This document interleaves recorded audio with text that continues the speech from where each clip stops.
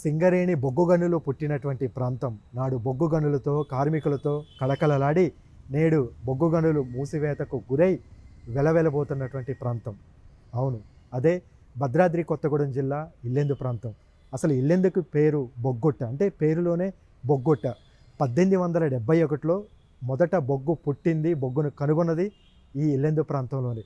1871లో ఇక్కడ బొగ్గు ఉందని కనుగొన్న తర్వాత 1889లో మొదటిసారి ఈ ప్రాంతంలోనే బొగ్గు ఉత్పత్తి అనేది ప్రారంభమైంది. ఆ తర్వాత క్రమంగా సింగరేణి సంస్థ ఆవిర్భవించటం, కేంద్ర రాష్ట్ర ప్రభుత్వాలు వాటాలుగా దాంట్లో చేరటం, ఆ విధంగా విస్తరించడం కూడా జరిగింది. ఇది చరిత్ర.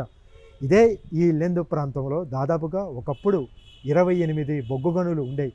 వేలాది మంది కార్మికులతో ఈ ప్రాంతం మొత్తం కూడా వాణిజ్యపరంగా వ్యాపారపరంగా ఇటు బొగ్గు గనులు విస్తరించి అనేక రంగాల్లో కూడా కళకళలాడుతూ అభివృద్ధి చెందినటువంటి ప్రాంతం. కానీ ఇదంతా గత వైభవమే, గత చరిత్రే.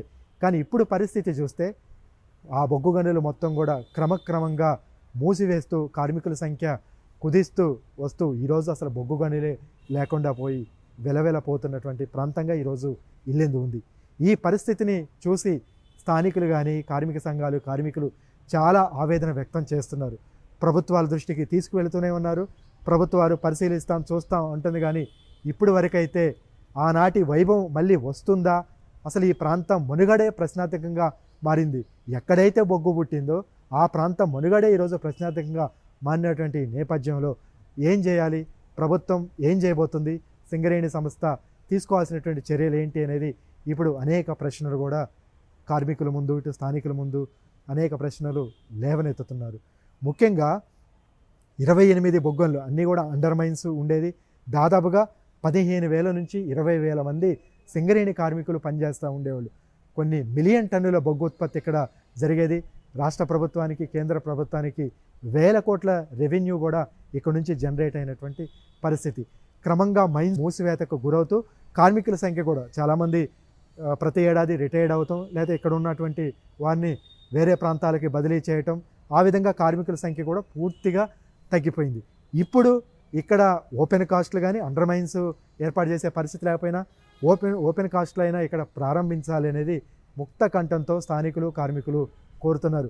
ఆ విధంగా ఎందుకంటే ఇటీవలే పూసపల్లి ఓసీని ఎక్స్టెన్షన్ చేస్తామని చెప్పారు. కానీ 1 అడుగు ముందుకి 4 అడుగులు వెనక్కి అన్న విధంగా ఉంది తప్పితే ఇంకా బొగ్గు ఉత్పత్తి అనేది ఎప్పుడు మైన్స్ స్టార్ట్ అవుతే ఎప్పుడు బొగ్గు ఉత్పత్తి ప్రారంభం అవుతుంది అనేది ఇప్పుడు వరకైతే స్పష్టత లేదు.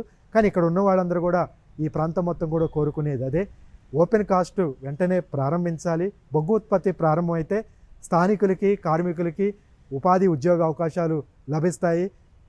మళ్ళీ ఈ ప్రాంతానికి గత వైభవం వస్తుందనేది ఆశపడుతున్నారు. పూసపల్లి ఓసీ ఎక్స్టెన్షను, కోయిగూడానికి సంబంధించి కూడా ఇంకా ఎక్స్టెన్షన్ చేయాల్సి ఉంది. ఇంకా కొత్త బ్లాకులు కూడా ప్రారంభించి ఇక్కడ ఉన్నటువంటి స్థానికులకి యువతకి ఉపాధి ఉద్యోగ అవకాశాలు కల్పించాలని ఇక్కడ ఉన్నటువంటి వాళ్ళందరూ కూడా కోరుతున్నారు.